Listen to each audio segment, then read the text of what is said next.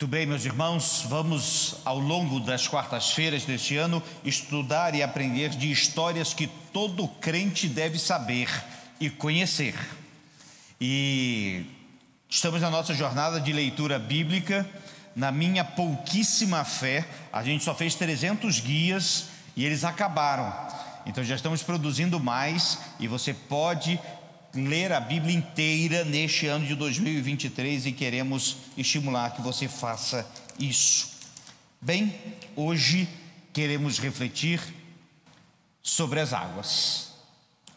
Convido você a abrir a sua Bíblia em João capítulo 6, versos de 16 a 21.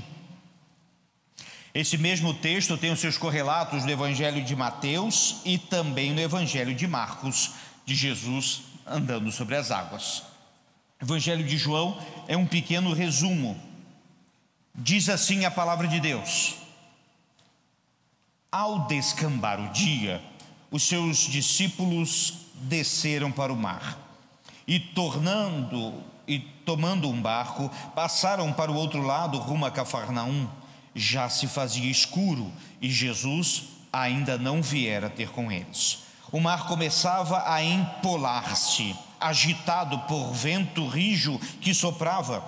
Tendo navegado uns 25 a 30 estádios, que seria o equivalente a 5 ou 6 quilômetros, eis que viram Jesus andando por sobre o mar. Aproximando-se do barco, ficaram possuídos de temor.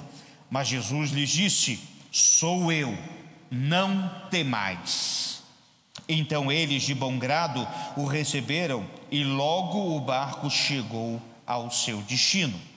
Nos textos de Mateus e Marcos ainda contam que Pedro foi até Jesus andando sobre o mar também, afunda e Jesus o salva. Vamos primeiro tentar entender essa história. Depois nós vamos passo a passo nos aprofundar em cada uma das partes dela. Jesus sempre teve o seu ministério muito perto das águas. Curioso isso. Começa com um batismo no Rio Jordão. Ele chama seus discípulos, muitos pescadores que trabalhavam no mar. Jesus comia muito peixe e na multiplicação de pães e peixes assim o fez. Boa parte do seu ministério foi muito junto ao mar. As águas sempre foram importantes para Jesus Cristo. Ele viajou muito de barco. Bem, neste tempo aqui, ele já havia feito muitos milagres. Na realidade, a própria multiplicação de pães e peixes tinha ensinado muito, tinha falado muito, e sem dúvida nenhuma, meus irmãos, Jesus Cristo trabalhou como nunca naquele dia. Expressão forte, Jesus trabalhou como nunca, na realidade só para dizer que Jesus estava muito ocupado naquele dia. E então ele dá uma parada. Interessante esse momento. Diz a palavra de Deus nos versos anteriores que Jesus vai para um monte orar e despede os seus discípulos para que eles peguem um barco. Provavelmente Jesus deve ter dito: já já os alcanço. Os discípulos, os 12, então tomaram um barco, um pequeno barco, provavelmente um barco de pesca que era usado para transporte da região. Eles entraram no barco e Jesus foi orar. Quero só destacar, meus irmãos, que Jesus orou no monte, mas ele também havia orado na planície, com o povo, junto, mas Jesus sempre separava um tempo para orar a sós com Deus. E ele passa aquela tarde, início da noite, em oração. Extraordinário ver o nosso Senhor orando. Bem, mas os planos de um barco no mar não dependem necessariamente dos marinheiros. E quando aqueles discípulos entraram no barco, o barco começou a ter um vento muito característico daquela região. Vento forte, que fazia o barco caturrar. Essa expressão naval em que o barco, na realidade, ele vai pulando na água com a força das ondas e do vento. Mesmo os marinheiros experientes tinham medo, porque aquilo é claro que poderia causar o naufrágio, e os barcos daquela época não eram um primor de segurança também não. O barco subindo e caindo, agitado para um lado e para o outro, e eles sem Jesus no barco. Era noite. É interessante que o texto bíblico vai frisar isso. Era noite. A tensão aumentava, porque conquanto eles tivessem alguns luminares no barco, uns candeeiros ou algum tipo de tocha ou vela, na realidade, com aquele movimento das águas, provavelmente não tinha luz nenhuma, porque eles teriam sido molhados. Agora pense na situação: é o mar da Galileia revolto, com vento vindo de todo lado, uma escuridão total, absoluta, e o barco se mexendo ali. E então acontece algo extraordinário: medo. Os discípulos vão sentir medo, pavor. Um grita: é um fantasma. Os outros, que talvez nem acreditassem em fantasma, mas já que estavam lá e com medo, ficaram extremamente atemorizados e ouvem a voz do nosso Senhor: calma, não tenham medo, sou eu. Jesus então se apresenta a eles. E aqui essa história podia muito bem ter acabado aqui, mas então entra um discípulo tão afoito quanto incrédulo, Pedro, mais uma vez.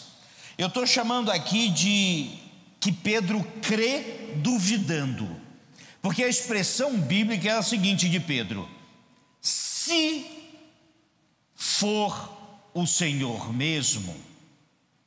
Esse se for já explicava bem o tanto quanto ele estava tentando acreditar naquela situação. E ele disse: se for o Senhor mesmo, me faz andar por sobre as águas. Calculando mais ou menos a escuridão que estava, eles avistaram um vulto ao longe, por volta de 8 a 10 metros de distância do barco, portanto 10 passos de um homem. Diz a palavra de Deus que Pedro saltou do barco e deu o primeiro passo. O primeiro talvez deve ter sido o pior. Ficou. Deu o segundo, o terceiro, e foi assim até chegar no 10º passo. Quando ele chega diante de Jesus, nessa hora, meus irmãos, bate um forte vento. Pedro tem medo, diz a palavra de Deus. O vento continua, ele olha para o vento e olha para baixo, e afunda com o peso da sua incredulidade. Isso mesmo, afunda com o peso da sua incredulidade. Embora ele fosse um pescador e provavelmente soubesse nadar, é muito notório, meus irmãos, quando estamos com roupa e estamos no mar ou numa piscina que o seja, o peso da nossa roupa praticamente molhado dobra o peso do corpo. Eram 2 Pedros afundando praticamente ali, e ele foi rápido, afundou rápido demais. Mas interessante que Pedro, afundando, teve tempo para falar 3 palavras, o último fôlego em cima da água: Senhor, salva-me. 3 palavras, um último suspiro. E Jesus então, diz a palavra de Deus, que pegou Pedro pela mão e o salvou, e colocou no barco, e continuaram a sua jornada. Que história extraordinária! Agora vamos tentar entender essa história. Havia 3 grandes problemas aqui. Vamos entender esses problemas. O primeiro, o forte vento que ia contra o barco. E isso era um problema da natureza, e que era alheio à situação deles. Eles não podiam fazer nada a respeito do vento. Era um problema grave. O segundo problema, que Jesus não estava com os seus discípulos no barco, embora isso não fosse um problema, porque o próprio Cristo mandou eles irem, mas era uma situação que devia ser notada, afinal, eles estavam sem Cristo no barco. E o terceiro problema, o medo latente dos discípulos. A palavra medo vai se repetir aqui. Medo latente é porque realmente, mesmo aqueles mais corajosos, tinham um pouquinho de medo. E isso foi uma realidade ali, tanto dos discípulos quanto com Pedro. Medo. Agora pense em nossos dias, se muitas vezes não enfrentamos os mesmos problemas. O forte vento que vai contra o barco. Este vento pode ser uma situação, pode ser um momento, pode ser alguma coisa que está acontecendo na sua vida, que está indo contra você. Muitas vezes deixamos Jesus fora do barco, e muitas vezes temos medo, às vezes um medo bem escondidinho, mas medo. Que pena. Há 3 importantes destaques. Primeiro, que Jesus orava sozinho. A importância da vida devocional. Tivemos alguns momentos de oração silenciosa em nosso culto, e vocês não sabem a preciosidade que é parar para orar. Eu não sei onde a gente esqueceu isso na nossa vida cristã, e onde isso foi colocado de lado. Jesus sempre teve um tempo para orar sozinho. Sempre. Isso era extraordinário. Segundo destaque é que Jesus não estava preocupado com os ventos. Os discípulos estavam. Na realidade, a gente vê até um contraste. Os discípulos estavam apavorados e preocupados no barco, e Jesus vinha andando tranquilamente sobre as águas por 5 quilômetros. Jesus não estava preocupado com os ventos. E o terceiro destaque é que Jesus ficou espantado com a pouca fé deles, de Pedro, dos discípulos. Isso vai espantar Jesus em boa parte do seu ministério. Se tinha uma coisa que deixava Jesus fora do sério, era pouca fé. Bem, é o caso.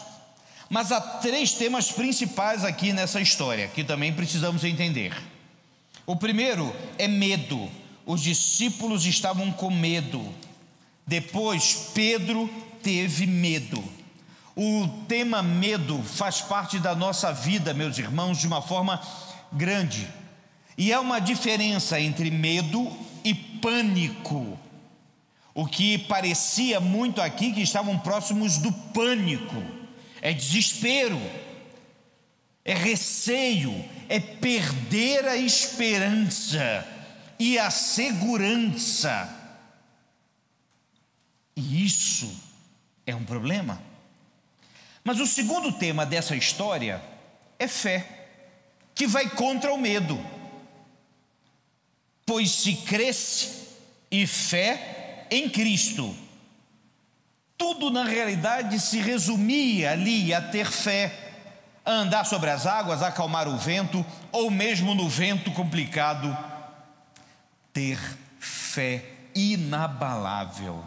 Que essa também seja, meus irmãos, um desejo de nossas vidas, de ter essa fé inabalável. E quando a situação não está bem e toda complicada, ainda assim, aquele que crê vai permanecer inabalável. E o terceiro tema principal dessa história é o próprio Cristo. Veja que tão poucos versículos ele fala sobre oração e sobre a importância de orar, vai falar a respeito da fé e a importância de crer, sobre vencer o medo, sobre ser o Senhor da natureza, e Ele é o Senhor de todas as coisas, e sobre buscar seus discípulos no meio das trevas. como veremos mais adiante. Essa história tem 3 milagres que às vezes nos passam desapercebidos. O primeiro milagre é Jesus encontrar o barco no meio do mar da Galileia, no escuro. Não tinha GPS e provavelmente não tinha luz. Era uma escuridão total, não sabemos se havia lua ou alguma coisa que pudesse ajudar. Veja, meus irmãos, o mar da Galileia, provavelmente aquele barco poderia ver algumas luzes ao longe na margem, mas eles estavam sozinhos no meio de um grande mar, e Jesus foi certeiro na direção deles, e esse é o primeiro milagre desse texto. Jesus encontra os seus discípulos em meio às trevas, no meio de um vento, no meio das ondas, quando ninguém podia encontrar aqueles homens. Jesus encontrou. E eu sei que Ele nos encontra. Ah, sim. Não importa onde você esteja, não importa a situação que esteja, nem que Ele tenha que andar 5 quilômetros sobre as águas, Ele vai nos encontrar. O segundo milagre é Jesus andar sobre as águas. E é claro que esse é o grande destaque aqui, e alguns poderiam considerar, porque era um lugar um pouco mais raso e Jesus andou por ali. Não foram 5 quilômetros, meus irmãos. E encontrar um barco no meio do mar. Ele andou sobre as águas porque Ele é o Senhor de todas as coisas, e nunca duvidem disso. Ele é o Senhor da natureza, da terra, do tempo e de nossas vidas. Ele é o nosso Senhor. E o terceiro milagre, Jesus tranquilizou os corações apavorados dos discípulos. Jesus tinha essa capacidade de encontrar uma vida perturbada e dar paz. Ele ainda faz isso nos dias de hoje. E é extraordinário isso. Nesse mundo tão conturbado, é tão bom encontrar um pacificador, aquele que, cheio do Espírito, leva a paz, aquele que é tão bom conversar, é tão bom ouvir, e que no meio do desespero eu possa ouvir: não tenha medo. Jesus acalmou corações. E depois que os corações estavam calmos, ninguém nem lembrava mais do vento, ou do que estava acontecendo, ou do que iria acontecer. Sabe por quê? Porque Jesus estava agora com eles, no barco, na vida e em todo lugar. E isso nos traz 5 lições para a nossa vida hoje. A primeira lição: às vezes os ventos nos levam para longe de Cristo. E vento aqui, leia-se, situações, momentos da vida, crises, tentações, o próprio mal e as pessoas más nos levam para longe de Cristo. Vão fazer o máximo para que você não venha na igreja, vão impedir tal coisa, vão criar distrações, vão fazer tantas outras coisas. Os ventos nos levam para longe de Cristo. Segunda lição: Jesus nos encontra aonde estivermos.